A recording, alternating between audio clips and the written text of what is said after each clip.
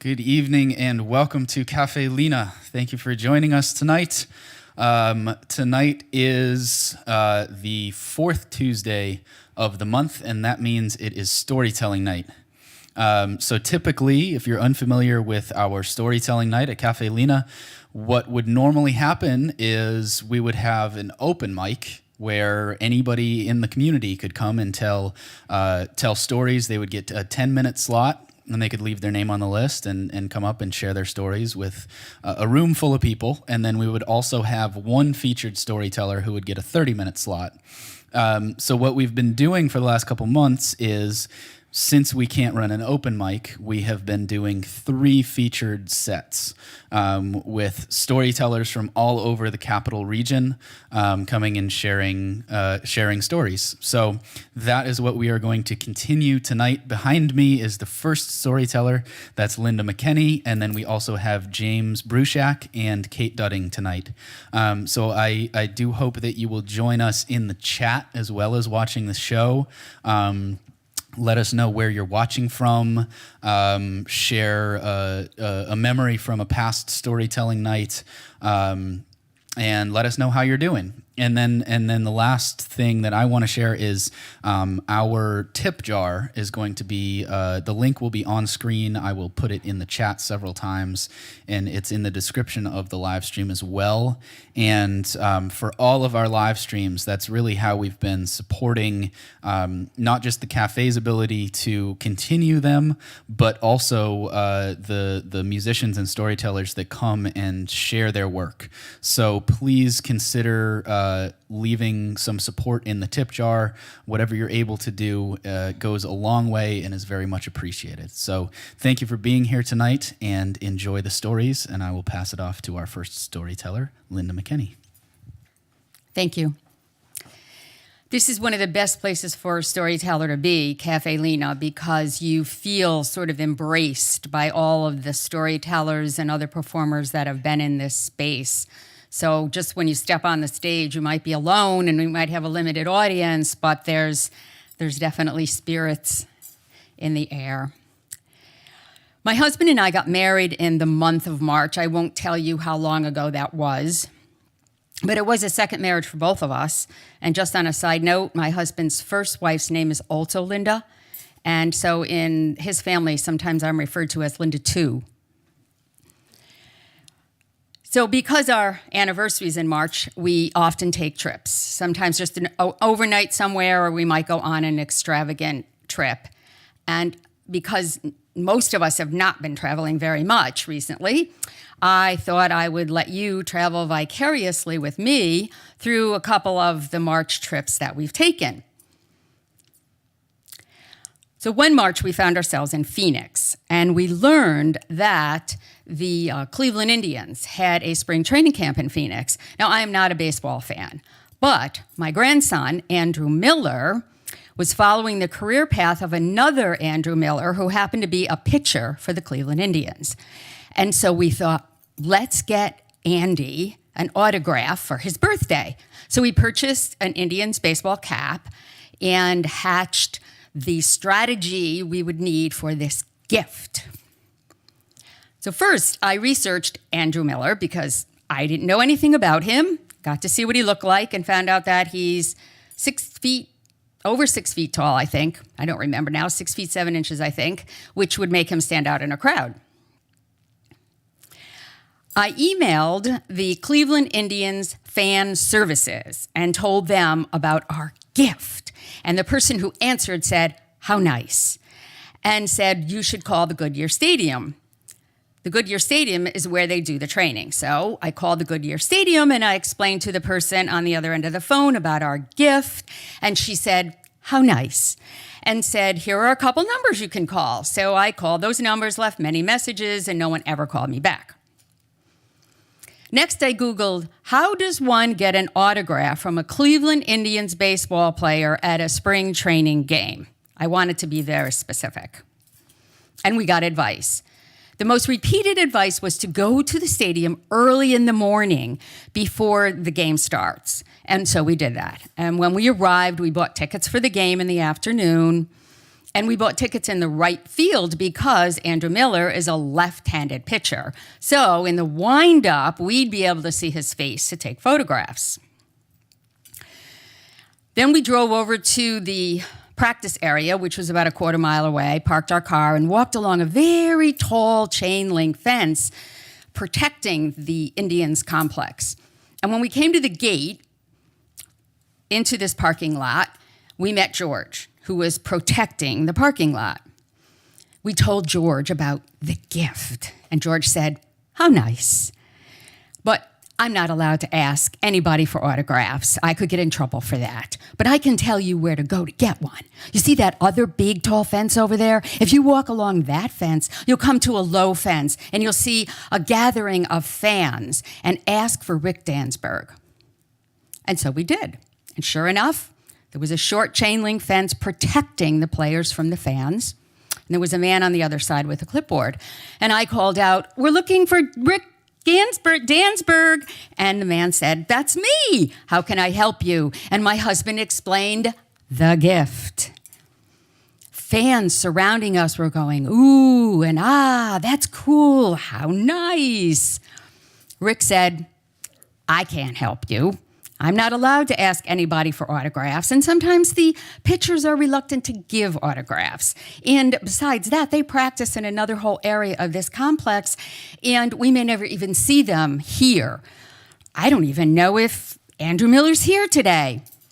Once again, the fans chimed in. "I saw Andrew Miller this morning. He's over there practicing. When you call out to him, use his last name because it's more polite and they like that." Then a very tall man with a backpack said, "Well, if you can find out what kind of car Andrew Miller drives, you can go stand by it and maybe you can get an autograph then. That's what I've done, and I've gotten a bunch of autographs." And to prove his point, he pulls out a signature-covered sweatshirt, and we decide that he's got the best idea, and we will follow his advice if we don't see Andrew Miller in this place. And it turns out we don't.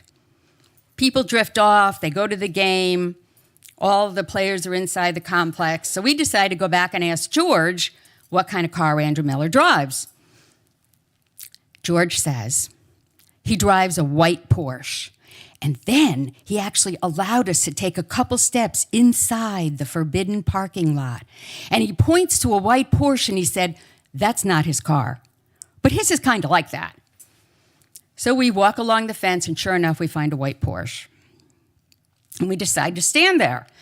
And it's getting hotter and hotter, and we're getting hungrier and hungrier because neither one of us ate breakfast. And we decide that we should just go to the game. So we walk the quarter mile to the field, and we arrive just in time for the national anthem. And we stand with all the fans around us with our hand on our heart. I sing along. I always sing along. And when that was over and we heard, "Play ball," we decided it was time to get refreshments. We had done some research on that too, and we went to a vendor and said, "We'd like some of those veggie burgers." And he said, "What? Veggie burgers? Nobody eats veggie burgers at a baseball game. How about a hot dog?" And we say, "We don't eat meat." So our food choices were limited. We got a pretzel and a beer. There's somebody in the audience who knows I like to drink beer.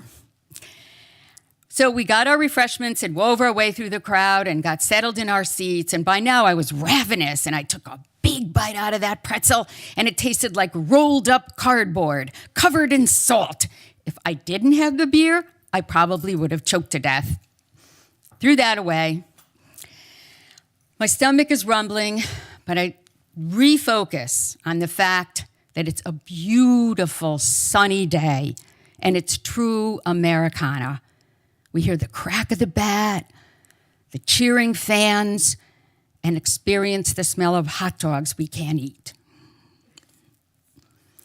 as we're watching the game, we realize that after each inning, many of the players on the Indians team leave and they walk along the first base line and right field and go through a door in the outfield. And we deduce that because this is a practice game, they rotate the players throughout the game so that everyone gets a chance to play.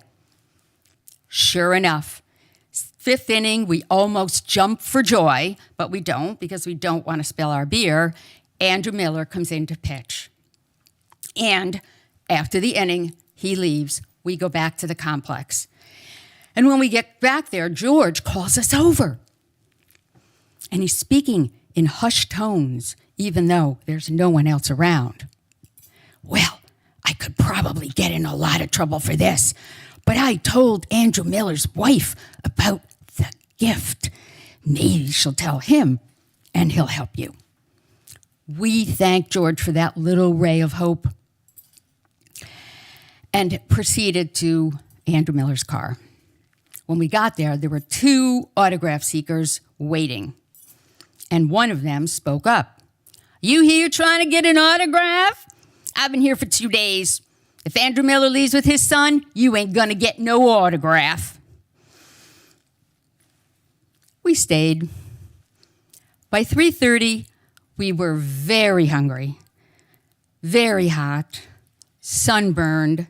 We'd been there for 5.5 hours, and we were discussing whether we should just leave and come back the next day. And then we see very tall Andrew Miller leaving the complex, coming toward his car, holding the hand of a small boy. And the autograph seeker naysayer, you ain't gonna get no autograph today. He's got his son with him. Well, my heart stopped, but we had been there so long, I was not about to get discouraged because my motto in life is you can always ask. And as Andrew Miller got to the car, I pleaded in my very best grandma needs a favor voice. Oh, Mr. Miller, my grandson's name is Andrew Miller, and he's a little league pitcher. And we would like to get your autograph on this cap for him for his birthday. Andrew Miller looks at me, opens the car door, settles his son in the back seat, and then says, you don't say. He walks up to the fence. I toss the cap over. He catches it. I stick the marker through the fence that I brought with me. How do you refer to your grandson? We call him Andy. Andrew Miller signs the cap to Andy, Andrew Miller.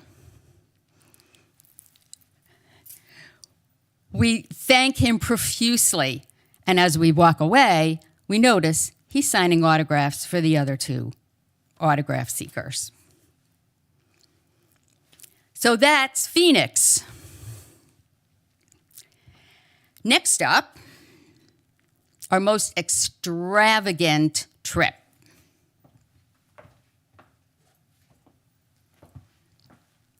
We went to New Zealand.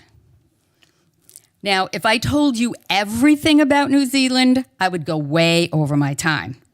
So I'm just going to tell you about a little piece of it. When we took a hike to the New Chums Beach on the Coromandel Peninsula in the North Island. And what made us think about this was what we read in the guidebook, which I'm going to read to you. From the village of Whangapua, a conglomeration of baks, which are holiday homes, there's a gateway to one of the most idyllic beaches on the peninsula, New Chums Beach, which can be reached only by foot.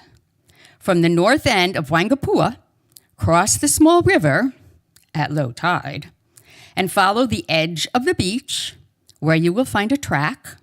Follow this to the headland, and where it ducks left into the bush, soon revealing the beach. Even in bad weather, this stunning beach is worth the walk.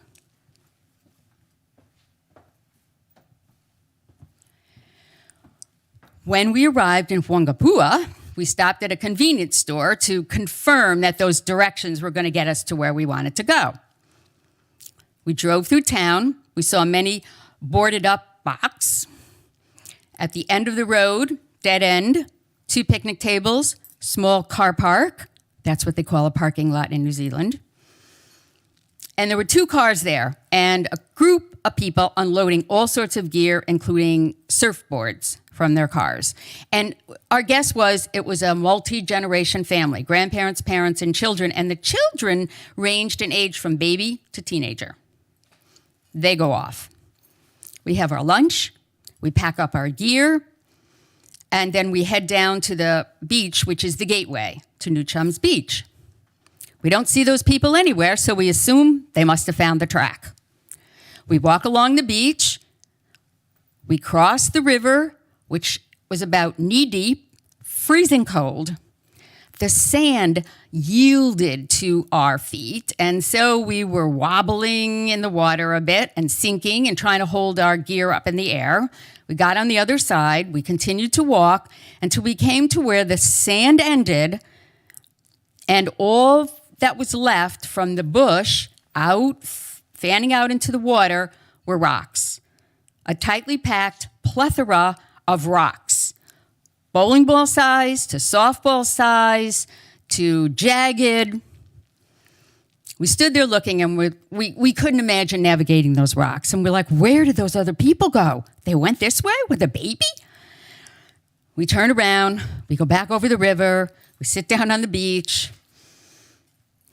And we're just disappointed, but a little content because this is a beautiful beach, and we're in New Zealand. So I settle in to just watch the sandpipers scuttling back and forth on the shore. A couple minutes later, another couple comes along and we chat. They're going to New Chums Beach. We tell them our experience. They're not deterred, but they promise that when they find the entrance into the bush, they'll give us a high sign. Well, we watch them go down, cross the river, down the beach, walk along those treacherous rocks, and then sure enough, they give us a high sign and they disappear. Well, now we're not so content. We'll never be here again. And some of the people in that other group were older than I, and if they made it, there's no reason why I couldn't make it. We pack up our gear, we walk down the beach, cross the river, which is now a little deeper, and we get to where the rocks begin. Now, I have to tell you that I was terrified. First of all, I have a propensity for falling. It's something I'm very, very good at. The other issue is the year before, I'd had both my hips replaced with a warning to not fall down because you could dislocate the hip and have to have surgery all over again. But I'm determined. At first, we started out in the flip-flops we had on, which was a mistake. Because if you step on rounded, wet rocks, what happens? Your foot slides this way, slides that way. In fact, my husband's flip-flop snapped, one of them, and that was no good. So we take them off and we amble along in our bare feet, and some of the rocks were a little sharp, so it was slow going. But I was determined. I was using some words that I will not share with you today, but we kept on. We kept on. And sure enough, after what seemed like an eternity, we saw an opening in the bush. But it was at the top of a steep cliff. So we had to hold on to all sorts of roots and such to drag ourselves up to the top.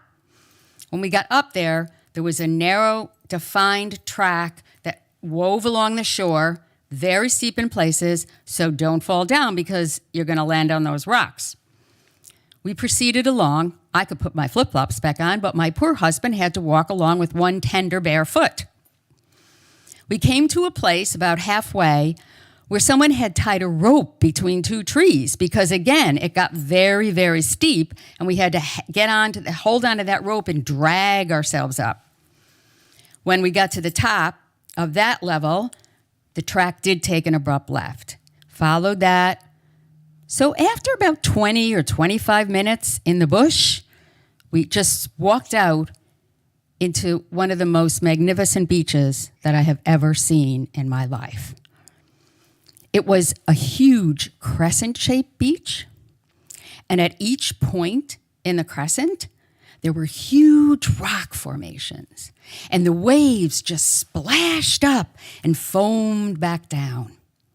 We were looking at the Bay of Plenty. It was gorgeous. I looked down the beach. I saw that family group way down the beach. I saw the other two people, waved at them, and besides the two of us, they were the only other people on this huge beach. The sand was like walking on powdered sugar.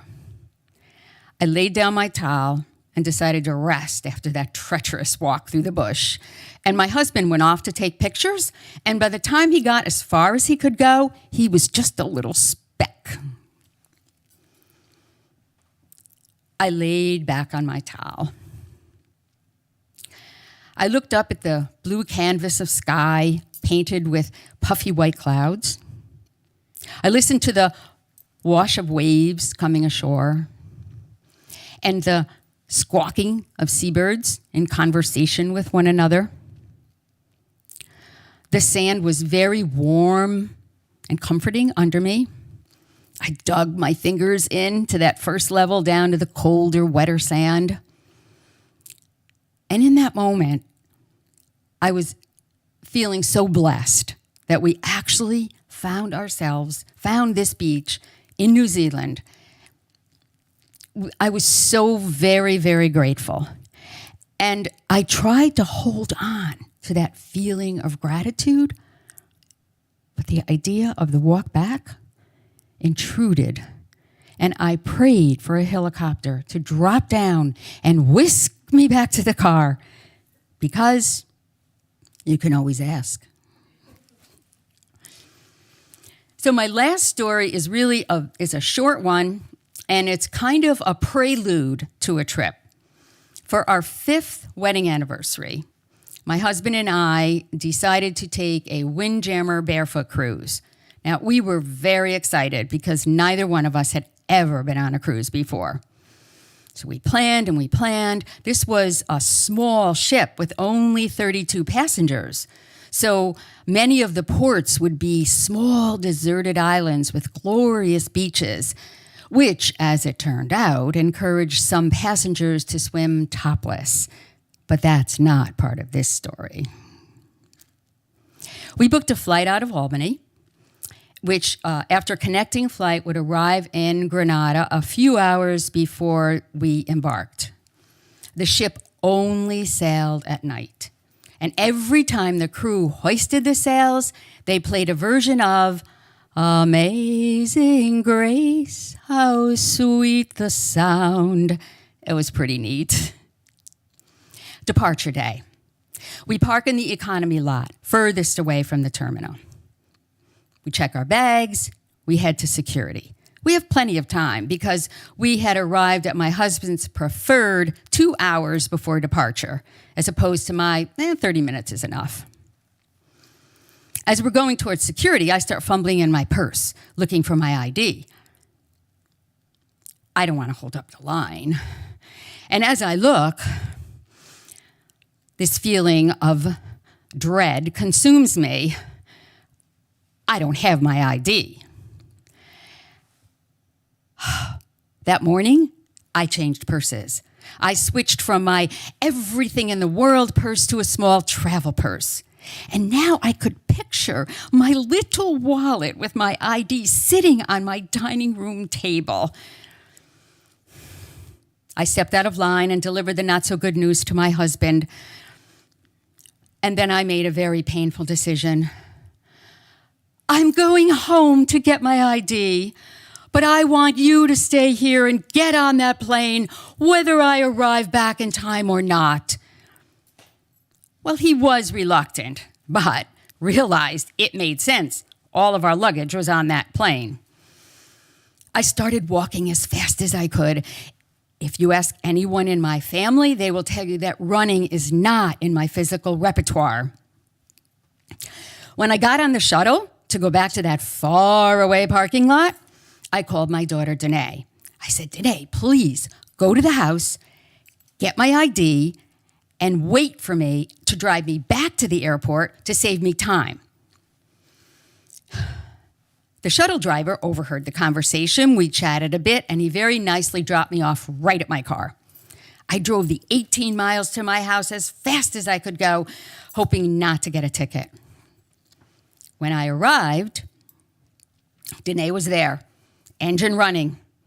I pulled up, I got out of my car, almost forgetting to turn off the engine, got into hers. And as she backed down the driveway, my bathroom warning light came on. But I ignored it because that's what one does with warning lights, right? She drove to the airport in a manner that if I were a good mother, I would have told her to slow down, but I didn't. As we got closer to the airport, I realized that my flight was probably boarding. She pulled up to the curb. I leapt out of the car. Well, sort of leapt, because leaping really isn't in my physical repertoire either. And I sailed through security. And then a miracle happened. I began a Chariots of Fire run down that concourse. And in the distance, I saw a man waving his arms. And as I got closer, I realized it was my husband telling me to slow down. When I got to him, he gave me a big hug, and he said, "The flight's been delayed." Well, I almost cried with relief. Once I stopped that heavy breathing, that need to go to the restroom sort of came back with a vengeance. And so I hurried to the ladies' room. And as I was entering, a man was exiting. And I thought to myself, oh, he must have been really embarrassed to have found himself in the ladies' room. And then I saw the urinals.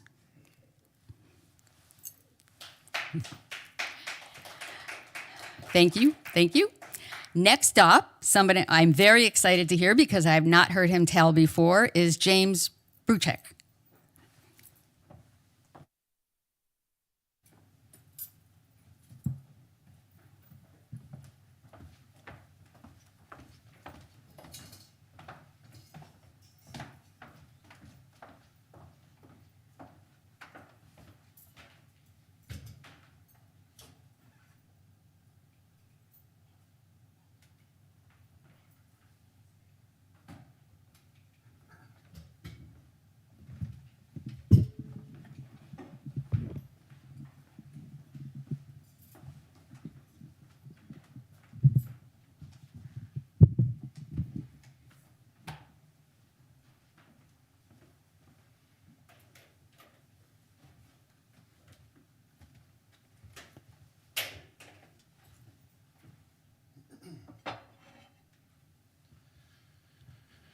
All right, good evening, everyone. Very happy to be here at Caffe Lena. It's been a while, and I do have some people in the audience this evening. Very happy to be here. My name is Jim Bruchac, as I was introduced, and let's see, I am an author, storyteller, professional animal tracker, wilderness survival instructor, and guide. My father is Joseph Bruchac, very well-known Abenaki Native American author and storyteller, written many different books, including a few books we've written together. And recently, my brother Jesse was also here sharing some stories. And we all, just this last Friday, had our final online storytelling event at our organization, our nonprofit called Ndakina, which in the Abenaki language simply means the land or our land, the land in which we live. And so this evening, share a few stories with you. And for myself, I'm going to focus on some traditional animal stories. Not only are there some of my favorite stories to share, but very much connected to a project that I'm just getting started on that I'm very excited about. Now, every so often when I tell stories, even when I don't have a room full of live people, just to make sure you're paying attention, I may say, ho, and everybody else say, hey. And since we only have 20 of you out in the audience, actually 3, 4, plus the sound man, you'll have to be extra loud if I do it. Ho, hey. There we go. And people at home, feel free. Ho, hey. Just to make sure you're awake and listening. Ho, hey. All right. Well, I'm going to start out with a story that I had wanted to share this past Friday night. But my father, he's not just my father, obviously he's an elder as well. He chose to share this story at our last storytelling night at Adirondack. So I'm going to share this story now. And the way I tell it, a little bit different than the way my father tells it. And in this story, there's a character in Abenaki tradition known as Gluskabe. And I guess the easiest way to describe Gluskabe is he was kind of like a native and Abenaki superhero of sorts. And in fact, if you're not familiar with the Abenaki people, Abenaki is originally very edges of Lake George into Vermont, New Hampshire, bordering on the lands of the Mohegan from here, and of course the Mohawk just a little bit west of here. And in Abenaki tradition, there's this character known as Gluskabe. And as I mentioned, kind of like a superhero of sorts. And the old legends, they say that this Gluskabe, he had magical powers. He could change himself and change things around him. And there are many old stories about things we say that Gluskabe did before the Onlambak, before the human beings even came to this place. Ho? Hey. And one of these stories, and I think you'll be happy this happened, in one of these stories, Gluskabe changed some of the animals. And as this story goes, it said that one day, long ago, Gluskabe, he wanted to make sure there weren't any animals that would be too dangerous. Because he knew soon the Onlambak, the human beings, would come to this land. And he wanted to make sure there weren't any animals that would wipe us out. And so it said that Gluskabe, he gathered all of the Awasak, all of the animals around him. And when the animals were gathered round, he said the word in Abenaki for human beings. He said, Onlambak. Well, when he said that word, my friends, the animals, they were terrified because they knew that human beings would track and hunt them for food. Those that could fly flew high in the sky. Those that were fast ran far away. Those that were small went into their holes. Those that could swim dove under the waters. Almost all of the animals ran away. Almost all, that is, except for two animals. Well, two that I'll start with anyways. And these two animals, my friends, they're still around nowadays, but they were much different back then. And these two animals, they didn't get scared when they heard the word for human beings.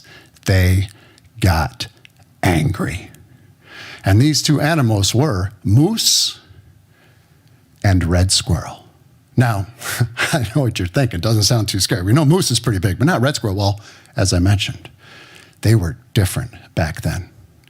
In fact, they say the first moose long ago was 4 times the size moose is today. Definitely taller than this building. And little red squirrel, 5 times the size of the biggest bear. That's one big squirrel. And like I said, those animals, when they heard the word for human beings, they didn't get scared, they got angry. And so Gluskabe, he wanted to see what these animals were going to do. And so they say he first walked up to that big moose. He looked up at that moose and he asked, Moose, what will you do when you see the first human beings? Well, that moose started stomping his giant hooves on the ground, blowing snot out of his nose, said, when I see the first human beings, I will run through the villages. I will toss them up with my antlers. And when they land on the ground, I stomp them into the earth. Now, Gluskabe thought about it. And he figured the human beings probably wouldn't appreciate being stomped into the earth. I know I wouldn't like that too much. And so he knew he had to do something about that first moose. And so he used one of his special powers, his power to first change himself. He took one deep breath, 2, 3, 4. With each breath he took, he got bigger and bigger and bigger and bigger until he was bigger, taller than the tallest trees. And we had some really tall trees back then, much bigger than that huge moose. And that's when Gluskabe just put out his hand and he said, Moose, you are very strong. See if you can move me. Well, that moose stepped right up against Gluskabe's hand and began to push and push and push, but it could not move Gluskabe. Instead, the harder that moose pushed, the smaller and smaller, and help out once. And smaller that moose got, until moose was the size moose is today. And that's when Glus Gabe just lifted away his hand. And there on Moose's forehead was a black spot of hair that's there on every moose. To this day, we call that the handprint of Glus Gabe. And Moose's neck was kind of scrunched up like this from pushing so hard. And Moose looked around and said, I better not bother the human beings or Glus Gabe might make me even smaller. And then Moose just trotted off into the forest. And as we know, Moose doesn't usually bother us human beings unless we get too close. Who was left? Red squirrel, 5 times the size of bear. Well, Glus Gabe, who was still the giant, he looked down at that red squirrel, didn't seem to be fazed at all at what he had just done to Moose. And so he went up to Red Squirrel and he asked, Red Squirrel, what will you do when you see the first human beings? Well, that Red Squirrel, when I see the first human beings, I pick up giant boulders of trees and hurl them back. I'll go to the land and tear to pieces. Everything you're going to find. Not only was that Red Squirrel meaner than Moose, it was a little nutty in the head. Glus Gabe knew he had to change that red squirrel. Way too dangerous. And so Glus Gabe, who was still a giant, he just picked that red squirrel up in his hand and he gently began to pet that red squirrel. And as he pet that red squirrel got smaller and smaller and still was about the size of bear. And he thought, bear will probably usually run away when it smells, hears, or sees human beings. This one needs to be even smaller. Till it was about this high on you, and he thought, could still bite someone's kneecaps off. Smaller. Until Red Squirrel was the size Red Squirrel is today. And that's when Glus Gabe shrunk himself back down to human size, and then he dropped that Red Squirrel on the ground. But right away, that red squirrel scurried up the nearest tree, got out onto a branch right above Glus Gabe, and began to chatter down and started to throw twigs and acorns at him. And to this day, my friends, if you ever get underneath a tree with a red squirrel, not a gray squirrel, a red squirrel, they will do that. They will chatter down at you. They will throw things at you. And you know what they're saying in red squirrel language? I'll translate it for you. I'll tear you apart. I'll tear you apart. I'll tear you apart. Well, thank goodness it's not quite the size it was back then. Well, Glus Gabe, he was feeling pretty good about himself, just made the world a safer place, kind of walking along, patting himself on the back, when he suddenly noticed another animal he hadn't seen before. And this animal wasn't as big as the other two. In fact, it wasn't much bigger than a human being, but he saw the way it was just kind of quietly lurking in the trees, watching and waiting. This animal is a cat, an animal you know as mountain lion, cougar, catamount, puma. Well, he saw this mountain lion. He thought, that animal looks like it could be planning something. It could be dangerous, especially for the eventual smaller human beings. I think I will change it, just in case. And so they say that Glus Gabe, he snuck up behind Mountain Lion. And when he got right up behind it, made himself big again, grabbed onto the end of his tail. He pulled it, stretched its tail really long, but it slipped and got away. And Glus Gabe wasn't able to truly change Mountain Lion. And to this day, my friends, all mountain lions still have a really long tail. And at the end of their tail, there's a black tuft of hair. We call that the grip of Glus Gabe, where he held on so tight, but it still got away. And there used to be mountain lions all over the country, including here in the Northeast. And given the wrong situation, they could sometimes still be dangerous, especially for smaller human beings. But they say back in those days, when the mountain lions were in these forests, Pitolo, the long tail, if a young Abenaki child thought one of those cats was maybe trying to sneak up on him, they'd remember one of those things that Glus Gabe could do in those stories of long ago. And when that cat got too close, they'd try to make themselves look really big, like Glus Gabe could do. And often mountain lion would lope away. Because legend has it, mountain lion is still scared. Glus Gabe is going to change it. And one final reason why Gluskabe didn't worry too much about us Oldenbach human beings is when he had first said that word, another animal had actually just rolled over on its back and begun to wag its tail. Dog. And that's when he knew that dog would always be there to protect and warn us human beings, even from animals like Patolo, the long tail, the mountain lion. Ho? Thank you. Thank you. Now, lots of different animal stories that I share, and I do a bit of traveling and normally be visiting schools this time of year. And often the animal stories I tell are more of your pourquoi type and lesson stories, learning ways you should and shouldn't behave. For example, books like this, very popular book that I actually co-authored with my dad, which combines my telling with his telling, a book called How Chipmunk Got His Stripes. And in this story, you learn about a bear that was bragging a little too much and a chipmunk that teased the bear a little too much. And shortening the story quite a bit, in the end, that's how that chipmunk got those stripes. The bear, of course, learns a lesson as well. So often within the traditional animal stories, there are moral lessons like not bragging or not teasing. Very common in traditions all around the world. But in that first story I just shared with you about Gluskabe, there are actual, real survival lessons. And certainly those animals were put down to a safer size, so that's a lesson in itself. But we also learn how to react around certain animals. And since I was a kid, I've had the chance to, inspired by these stories for the most part, to track, trail, observe just about every animal in North America, from shrews to grizzly bears out west. And I can really appreciate this story because in it, there are true ways that you should still act around certain animals. First off, that moose, right? We learned that moose will usually leave you alone unless you get too close.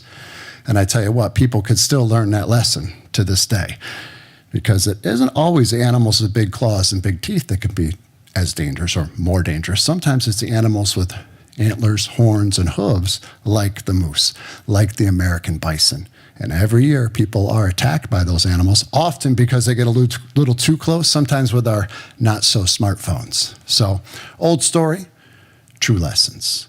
And of course, in that story, we learn about bear as well. And we learn in that story that bear will usually leave us alone, including grizzly bears out west, if they hear you, see you, or smell you. And that, too, is true. In fact, when we're out in grizzly country, we'll make noise if we're coming up over a hill to let the bears know we're coming. Give them a chance to go the other way. Well, what about that mountain lion? What would you do if you saw a mountain lion? Would you run? Well, if it wanted to, it could catch you. Play dead? It might like that. What would you do? Make yourself look as big and mean as possible. Whether or not they think you're Gluskabe, it is true that if you make yourself look aggressive, a mountain lion will often change its mind and go the other way. And of course, we all know that dog is still certainly at least one of our best friends. Ho?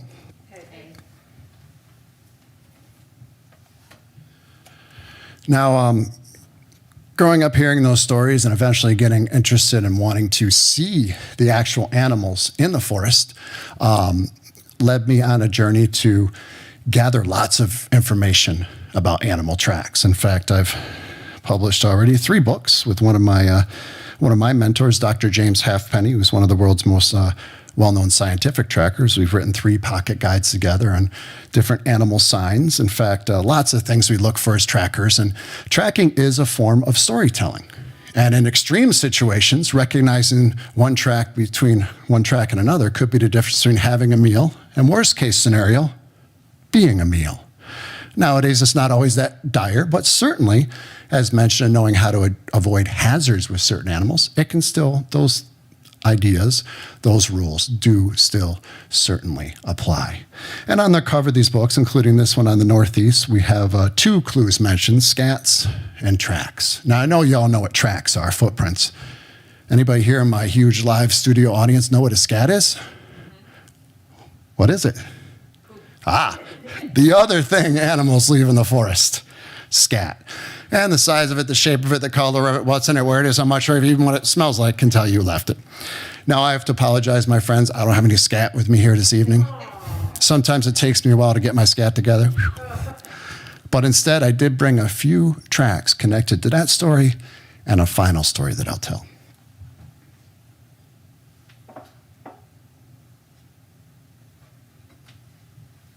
And these are plaster molds of different tracks I found in the woods. Here is a plaster mold of a moose track relative to the deer. They are both ungulates, right? Anybody know how to say moose in the Abenaki language? You already do. Moose. It means the strange-looking one, and Gluskabe still feels bad about that. So there's one hoof from a moose, and a deer track would be about half that size. And of course, there are times people would get close to a moose traditionally when they were, of course, hunting that moose. But otherwise, you might want to give it its space.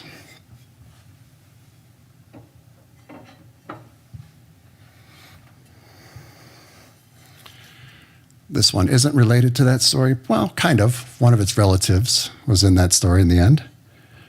Wolf tracks. So 2 tracks from a wolf, front track and a rear track. This one I got in Lamar Valley and Yellowstone National Park.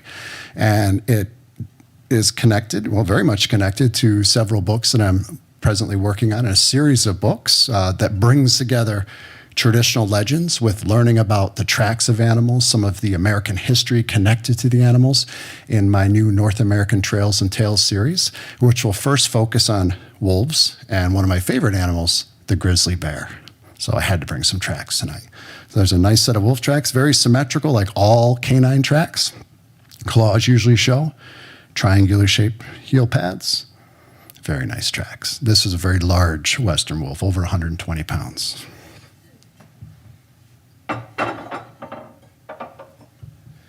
And in Native tradition, wolf is very respected in most Native traditions. It depends where you are across the country because of how wolves live in packs and take care of each other like a family would take care of each other. So here in the Northeast, we have the wolf clan, especially among the Haudenosaunee, the Iroquois people, but in general, a very respected animal among most of the Northeastern tribes. Now here's another one. Similar size track to the wolf, but it can retract its claws. Mountain lion tracks.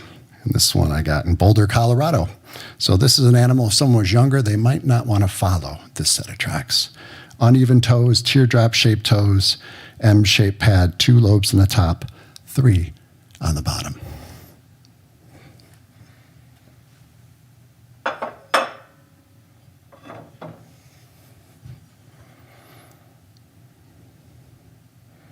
Five toes. Front track of a black bear. Rear track would have a full plantar-grade heel, kind of like ours. Evenly arched toes. Claws usually show. Wedge-shaped pad. And just to compare, and I'll be heading out most likely to Yellowstone, parts of Montana and Wyoming, Lamar Valley in June.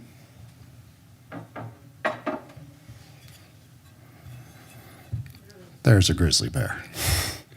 And of course, both of these bears, we learned that they will usually go the other way if they know you're around, which is often a good thing because the claws on a grizzly bear can be very, very long. So there's a nice sized grizzly track and a black bear.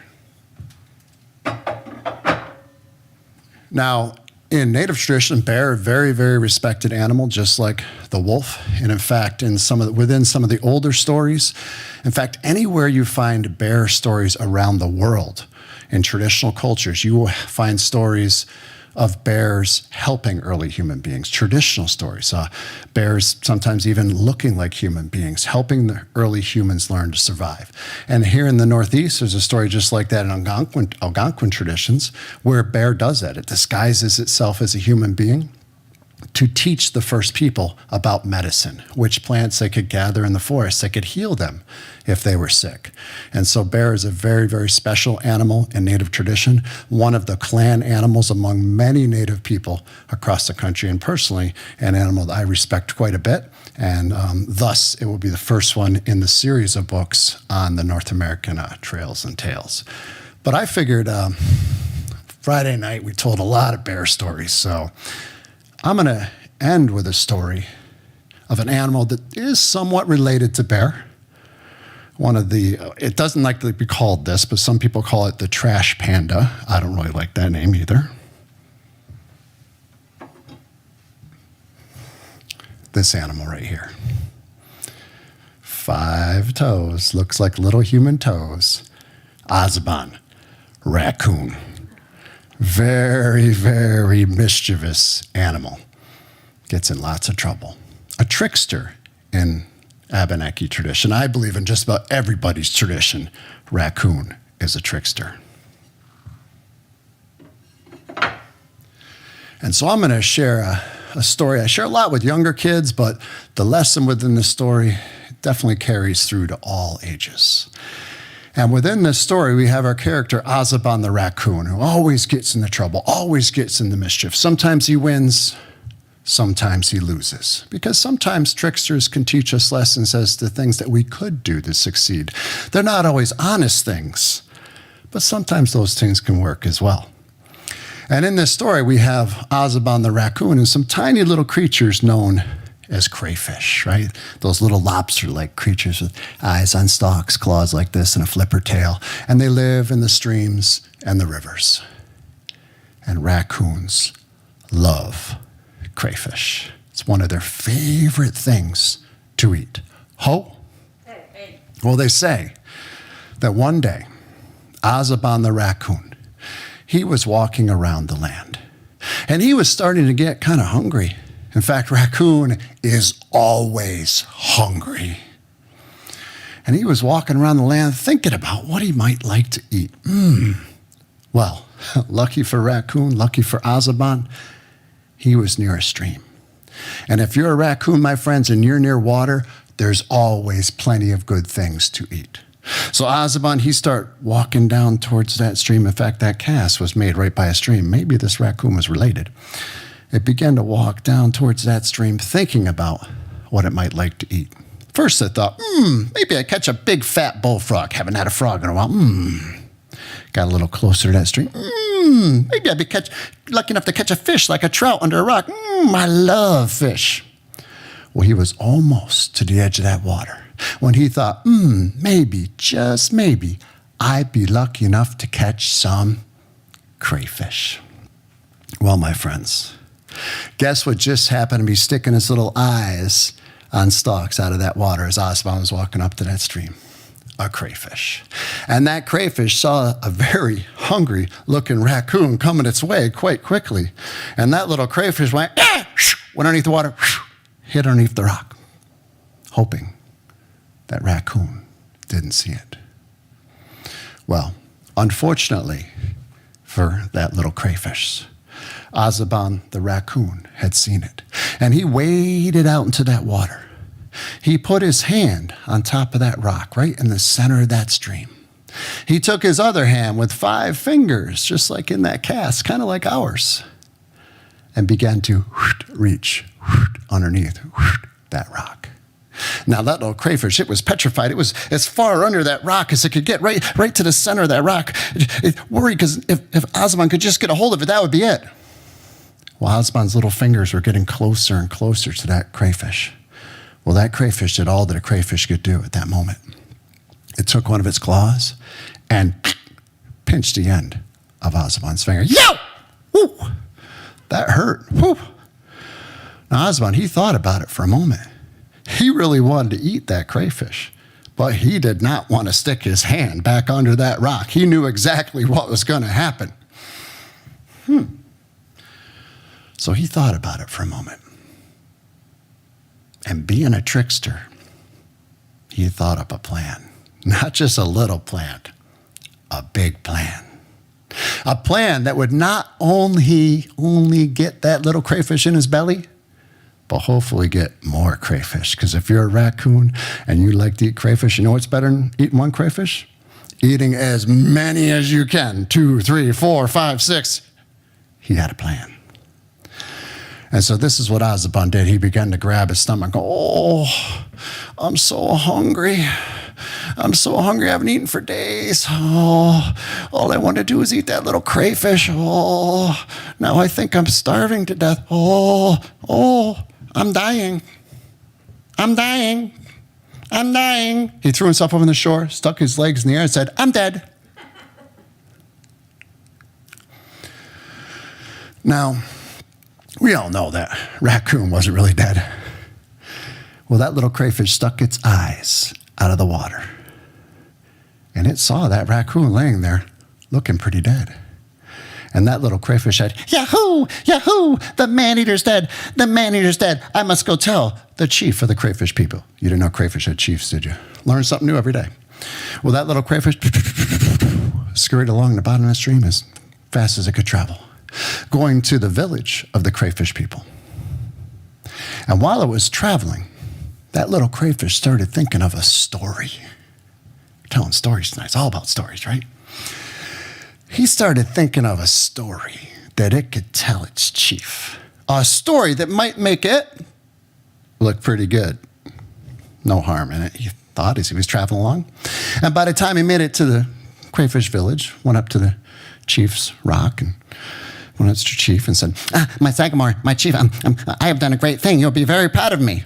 What have you done? Asked the chief. Oh, I have defeated the man-eater. I have defeated Azaban the raccoon.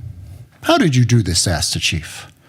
Oh, it was a great battle, my chief. We fought back and forth and back and forth and back and forth and back and forth and back and forth. And finally, because I'm so strong, I threw that raccoon high in the air. He landed on his back and he died.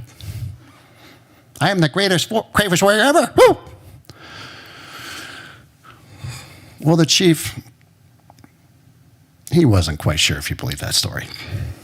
However, if there really was a dead raccoon along the side of that stream, that would be a good thing. Because not only do raccoons eat lots of crayfish, we all know what crayfish do to any dead animals they find in or near a stream. That could be a huge meal. It could feed their whole village for weeks. And so even though he wasn't quite sure if he believed that story, that chief knew it was worth checking out. And he gathered many of the crayfish from that village. Over a dozen. And they all traveled together along the bottom of that stream. And they made it to the place where, sure enough, there lay Azaban the raccoon, looking pretty dead. But the chief wasn't quite sure yet. He needed to make sure. So he turned around to the crayfish behind him. He said, which one of you is brave enough to see if this raccoon is dead? When a little crayfish raised its little claw, he goes, you, go up and out of the water. Go up behind Azaban and pinch the end of his tail with your claw. Then we'll see if he's dead. So this brave little crayfish scurried up and out of the water, went up behind Azaban, pinched the end of his tail. That hurt pretty bad. Hurt so bad a little tear went down the side of Raccoon's face, but he didn't move, even though I didn't make a sound. Crayfish didn't see that, went back in the water. Well, the chief wanted to try something else. So the chief asked, which one of you is brave enough to try another thing? A little crayfish raises his claw. Go up and out of the water. Go up to Azaban's face, grab a hold of one of his whiskers, and pull it out. Then we'll see if he's dead. So the second little crayfish scurried up and out of the water, went up to Azaban's face, grabbed a hold of one of his whiskers, and pulled it out. This hurt so bad, my friends, both of his eyes watered. But like before, didn't move, didn't make a sound. Crayfish didn't see it, went back in the water. Well, the chief wasn't convinced yet. He wanted them to try one more thing. And he asked, which one of you is the bravest of the crayfish people? And the crayfish raised his claw, right here, right here, right here. Go up and out of the water. Go up to Azaban's face. Grab a hold of the end of his nose with your claw, twist it all the way around as hard as you can, and pull on it. Then we'll see if he's dead. And so that little crayfish scurried up and out of the water, went up to Azaban's face, grabbed a hold of the end of his nose, and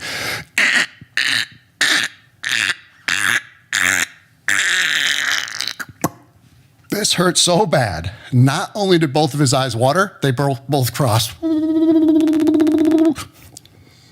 he didn't move. Didn't make a sound. And at that moment, the chief yelled out, Yahoo! The man-eater's dead. Let us celebrate. Well, all of those crayfish, they jumped out of the water. They thought they were going to have a huge meal. They were so excited, they began to dance. They danced around Azaban saying, Yo-ho, the man-eater's dead. Yo-ho, the man-eater's dead. Yo-hoo, yo-hoo, yo-hoo. Yo-hoo, yo-hoo. Crayfish can't dance or sing very well. Well, while those crayfish were dancing and singing, Azeban just lay there, watching and waiting. Because soon those little crayfish started to get kind of tired from all that celebrating, all of that dancing. They started going, yo, ho, the manager's dead. Yo, ha, ha. And soon they needed to take a break. So they all sat down in their little crayfish heinies, all around Azeban the raccoon. And we know what Azeban did then. Aha! He jumped up, shoveling as many crayfish as he could.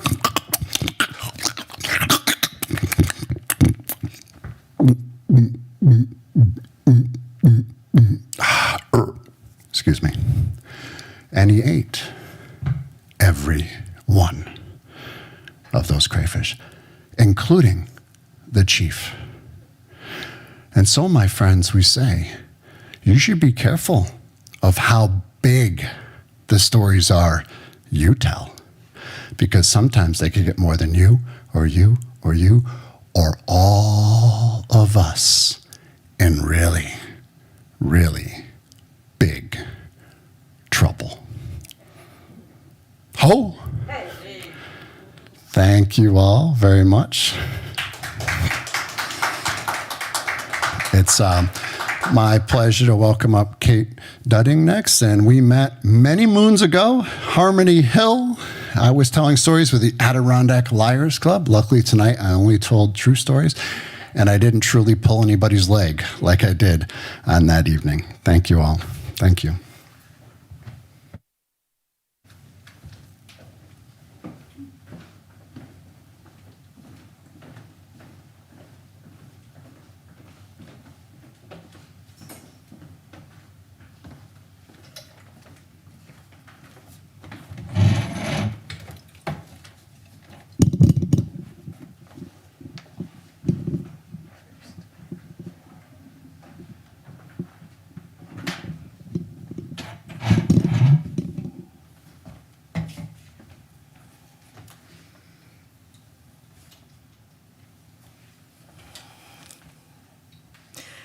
Good evening.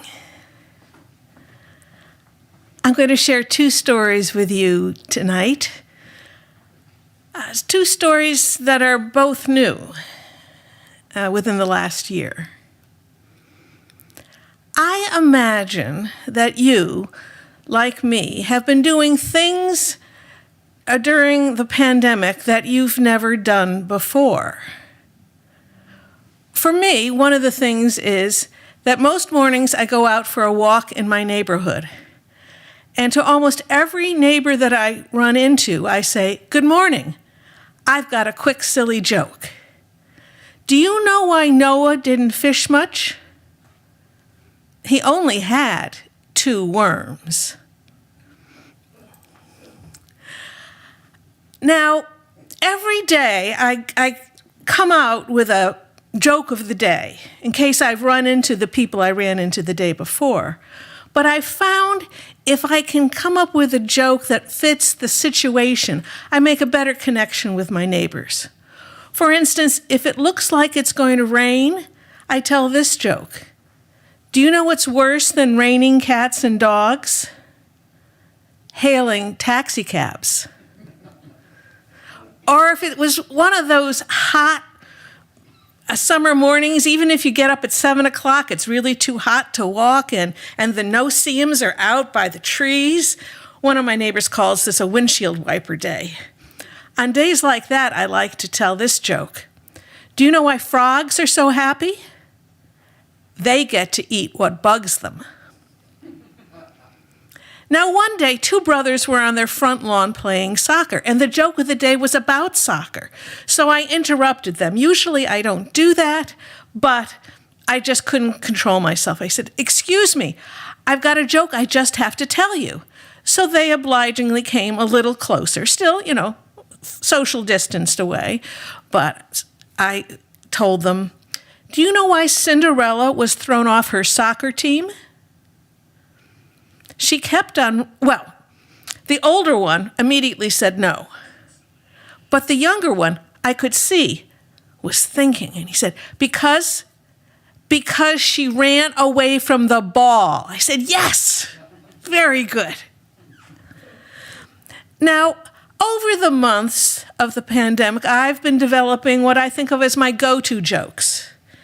If I meet a man I haven't seen before, I typically tell him this joke. Do you know why the roofer didn't charge for the shingles? They were on the house. Or if I meet a young adult who, looks like young adults, they are really into computers, I tell them this joke. Do you know how many software engineers it takes to change a light bulb? None. That's a hardware problem.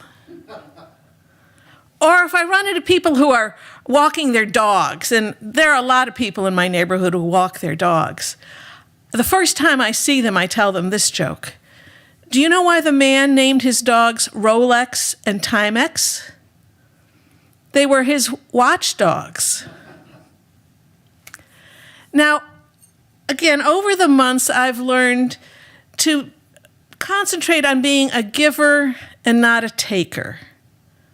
A giver of laughter, not a taker of people's time. That's why I always start off by saying good morning, because I'm watching to see how they react, if they actually meet my gaze, or if they just kind of wave or mumble, that's fine with me.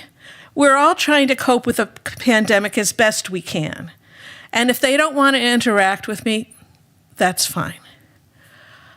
Now, there are some people I don't try to interact with at all. For instance, those dog walkers, when they're taking care of the scat, the poop, they do not want to be interrupted. They just want to get that over with.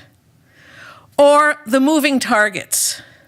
The people who are jogging or who are on bicycles, especially if they're going uphill, they just want to get to the top and keep breathing. They don't want a little chit-chat and a joke.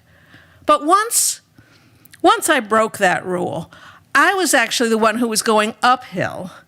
I was 2 driveways from the top of the hill when I noticed a couple had just come over the top. So I stepped into the driveway so we wouldn't have to do that social distancing dance. But as I was waiting for them to pass me, I realized, 1, they weren't jogging very quickly, and 2, the joke of the day was a quickie. So I blurted out, "Good morning, I've got a quick silly joke. Do you know what the fish said when it hit the cement wall?" The woman immediately said, "No." "Damn," I replied. And as they slowly came past me, the man said, "Nice one."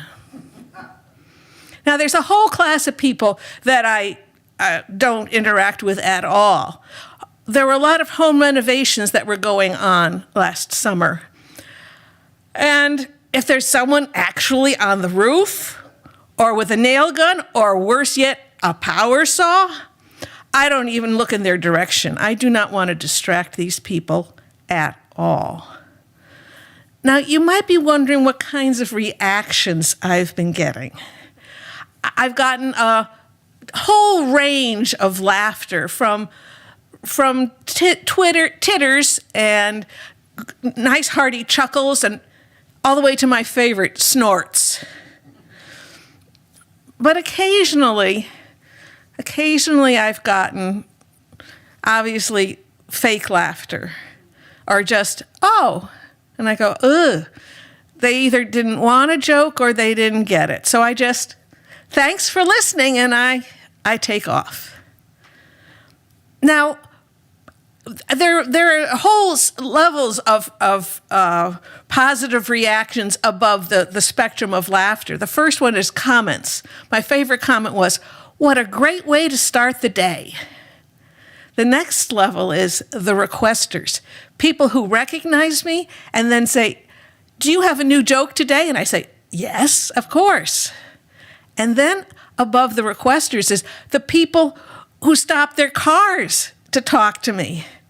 The first one who did that was one of my requesters, and he said, "Do I still get a joke even though I'm not walking?" I said, "Of course." The second time a car stopped, it was Joe, a neighbor I knew before the pandemic. He said, "Kate, I heard this joke and I've been dying to tell it to you." But above all those levels, on the top level are the friends that I've made. Marie, who likes opera, and Lisa, who had 2 operations on her hand and is a speech therapist in the local schools. And Dawn and her son Ben, who read in a hammock near the road. And Linda and Tony and their new puppy, Brooklyn, who yaps a lot, but I've learned that just means she's excited to see me. These are people I've met. They live over half a mile away from where I live. I never would have met them, except that we all had time on our hands and were happy to spend time chit-chatting with people who were socially distanced far enough away that we didn't even have to wear masks. Now, this all started a year ago.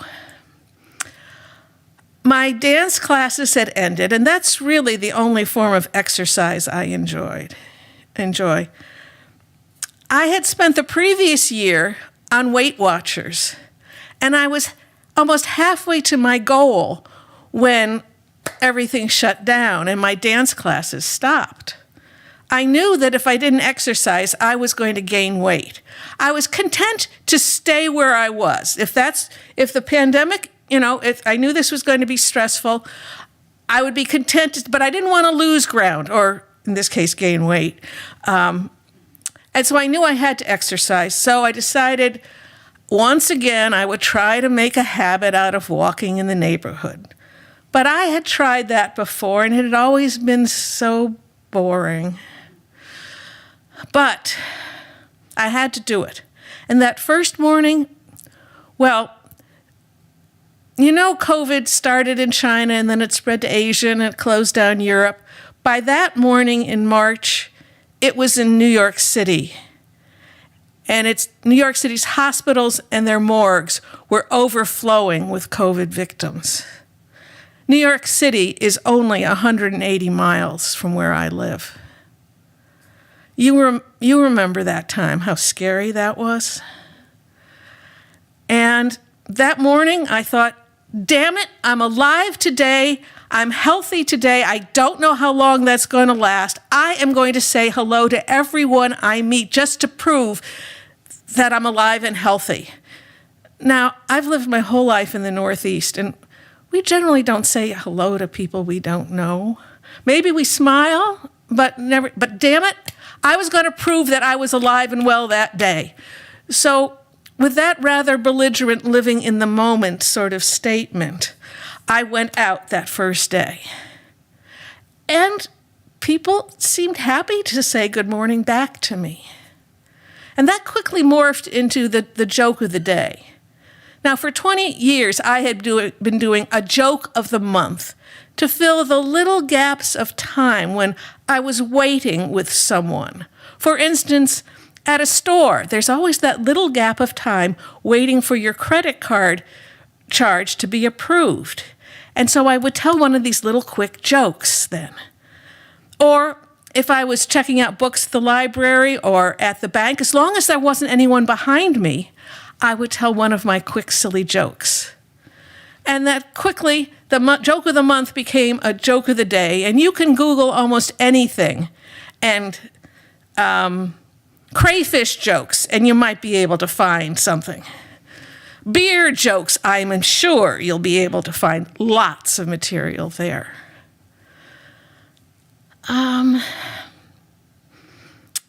So over time, I began to feel the way Bill Murray felt in the movie Groundhog Day, where the same day kept on coming back day after day, and every day he got a little bit better at dealing with that day.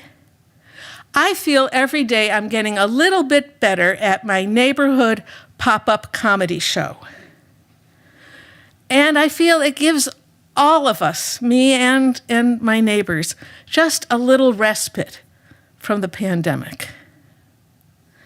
Now, in case you've been inspired to start up your own neighborhood pop-up comedy show, or if you just want to look up some jokes, I've put my current collection on my website, www.katedudding.com/jokes.pdf.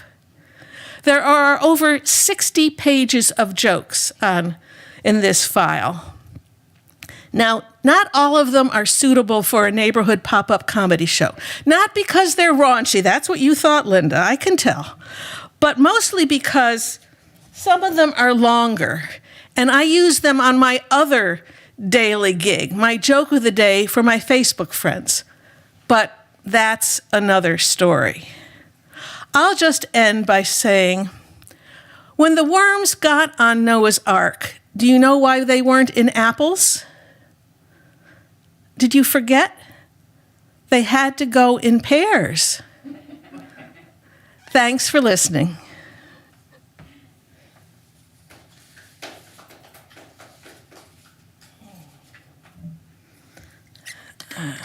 Just a moment, please.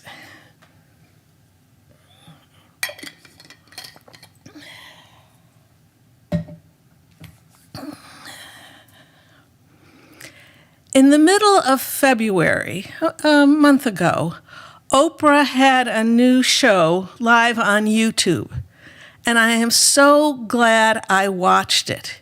She said two things that I really needed to hear that day. That was a Saturday. 2 days before, on Thursday, well, something happened. I had been on the lookout for a whole year. I was looking out for the Greys, Greys. Most people call them the Blues, but I call them the Greys. The pandemic was causing a lot of stress, and I was on the lookout to see if the Greys were coming for me again. And that Thursday morning, there they were. I couldn't think of anything I wanted to do, even though I had a brand new mystery novel to read, and it was the 5th one in a series that I love. It was even an autographed copy of that book. I had specifically bought it from the author, but I didn't want to read it Thursday morning. And I couldn't think of anything I wanted for lunch, even though I had just gotten 10 bags of groceries from Whole Foods. Things that I had ordered the day before that I had wanted. But Thursday morning, I couldn't think of which one would I wanted to eat. And then the real tip-off, I wanted to take a nap before lunch. I knew these were signs of depression. I am quite familiar with depression. 18 years ago, I was debilitated by depression.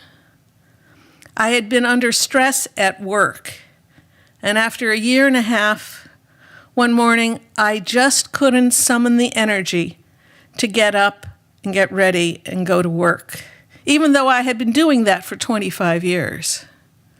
I just couldn't do it.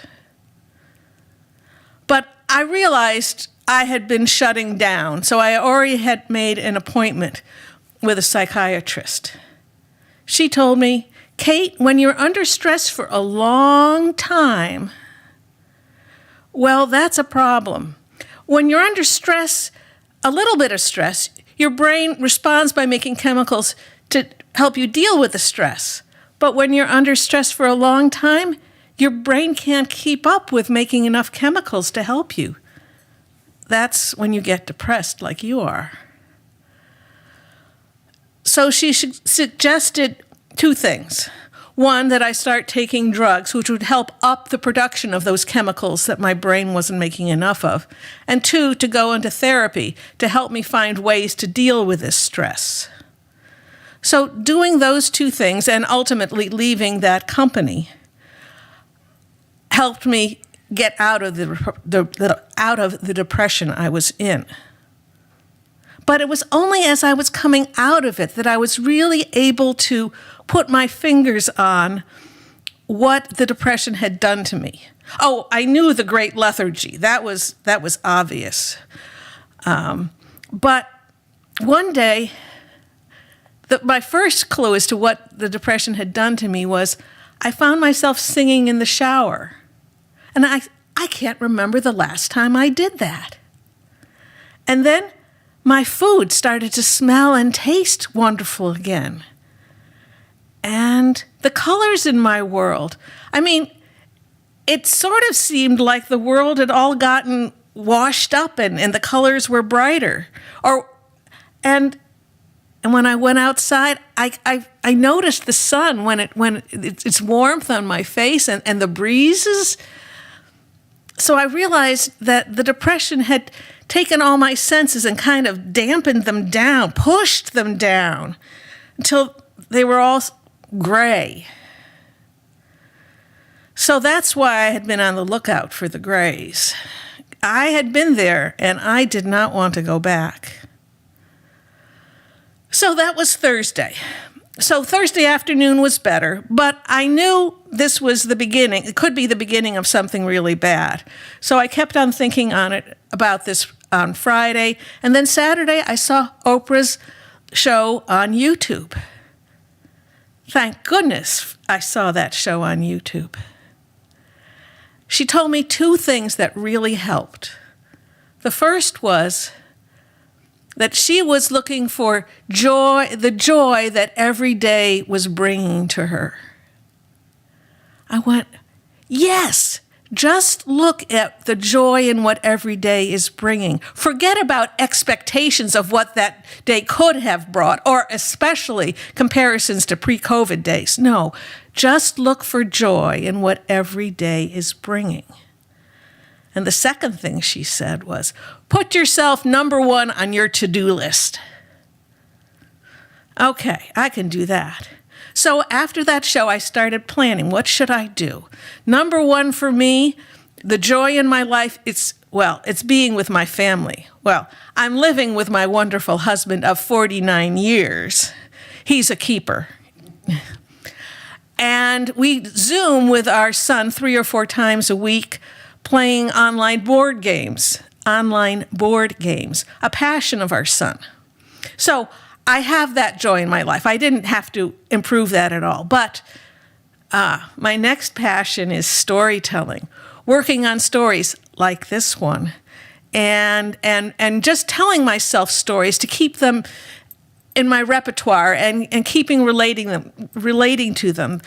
If you keep them fresh, they resonate more and more with you. So I have the family, I have the storytelling, music, the singing in the shower. I needed to have more music in my life. And dancing. I've been taking tap dance lessons for 25 years. And the lessons have stopped, but I needed to get that into my life. So the very next morning, when I put the shade up, I saw the sun was shining. But I didn't just go, the sun is shining. I looked, and it was, as always, coming from the east, straight across the yard past my window, and I could see how the east side of all the trees had that white light of the sun on them. And then I glanced up, and there were icicles. It was the middle of February. We had icicles. But with the sun gleaming on them, oh my goodness, they gleamed much more brightly than the Hope Diamond in the Smithsonian. I mean, the Smithsonian has nice lighting, but they don't have lighting like the sun. Oh, they were brilliant. They were just gorgeous. And as I watched, I could see that the warmth of the sun and the warmth of the air was enough so the icicles were starting to melt just a little. And I followed the drip of water as it slowly made its way down the icicle, then clung to the tip for a little bit until it was big enough and it fell. A few days later, I was eating lunch at my dining room table and I heard a bird song. Not the winter peep, peep, peep, peep. Now, I like those birds that stay with us all year round, but this was a song. I can't do it justice with my voice, but oh, it was glorious. And it wasn't just a 6 note. No, it just went on and on and on and on, serenading me, that lovely little bird. And then more recently, I looked at a branch, again out my window, because I don't walk in the wintertime. I'm a real wimp about walking when it's cold. But I looked and I noticed that gray-brown branch that used to be smooth now had little nubbins popping out of it, the very beginnings of the leaves. And these days, you look up, some of the trees look fluffy because the leaves are progressing that much. Oh, and then, now, in addition to my husband being my faithful companion, I have Krause's dark chocolate sea salt caramel truffles. I have one a day. You can, on Weight Watchers, you can have anything you want to eat, just not as much or as often. You have to learn to control that. So I lost half of my weight, for half of the weight I wanted to lose, not half of my body weight. Yeah, 20% of my body weight, by the way. Eating one, maybe sometimes two, and one very bad day, 3. But one Krause's dark chocolate sea salt caramel truffle. But one day, since Oprah's show, I got it out of its box and I looked at it. You know, it's a lovely shade of brown and it's got a sheen to it. And I turned it and I let the light play on the sea salt crystals and they winked back at me. And then, I inhaled the aroma. It was the same smell, the exact same smell as when I opened the door to Krause's candy shop, and the smell of chocolate rushes out to greet me. There it was in my little truffle. Now, maybe your mother, like my mother, told you not to sniff your food, but I'm not sniffing it. I am wallowing in its aroma. Finally, then I will take one of my 3 bites. It's not very big, but if you're really careful, you can get 3 bites out of a truffle. And those tastes explode in my mouth, the chocolate and the soft caramel and those nice sea salts with those tang to it. And I've been paying attention to the feel of it, the smoothness of most of it. But then again, those sea salt crystals, they have that little crunch to them. You can get a lot of an enjoyment out of one piece of chocolate if you put your mind to it and you take time to wallow in all of that. Yes. Now, on Oprah's show, she had a few guests. One of them was Jennifer Garner, who said several things that I really liked. One was, during the pandemic, I always know I am just one step away from a good mood. Her exercise of choice, the exercise that gives her joy is also dance cardio, not tap dancing like mine is. But I went one step towards it. So now, when I'm heading towards the bathroom in my house, there's a tiled hallway, and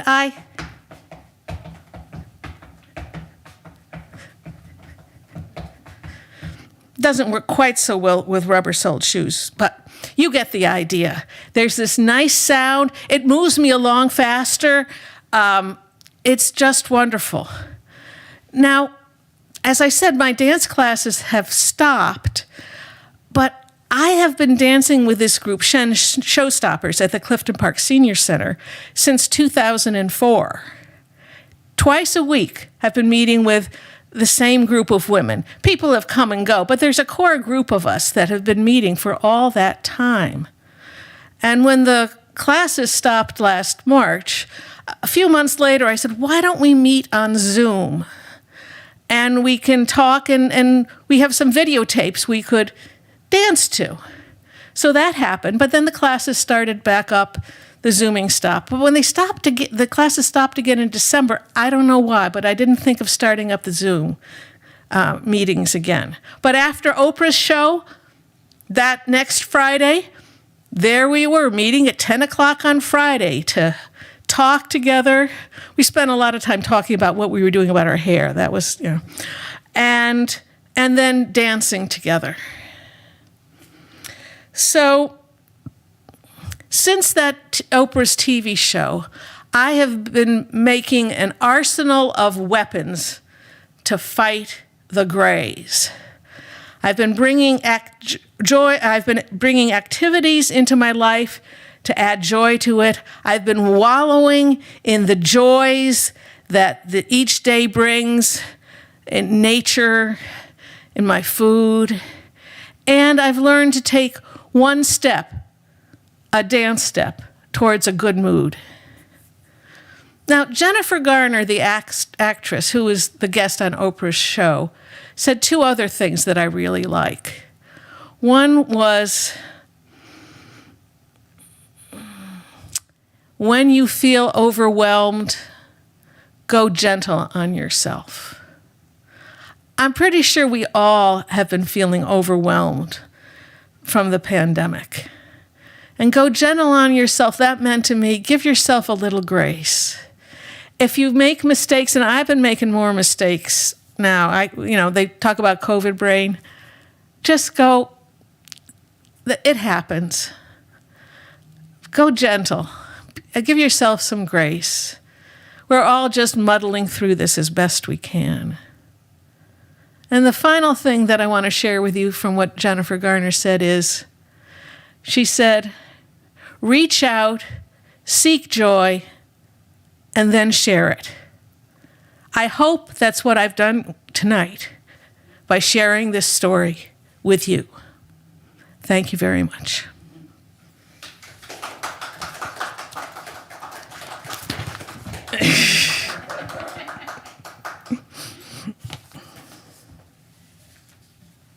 And that's it, Reese. Thank you for joining us at Storytelling Night. We'll be back next week on the fourth Tuesday of the month with wonderful storytellers whose names I do not know.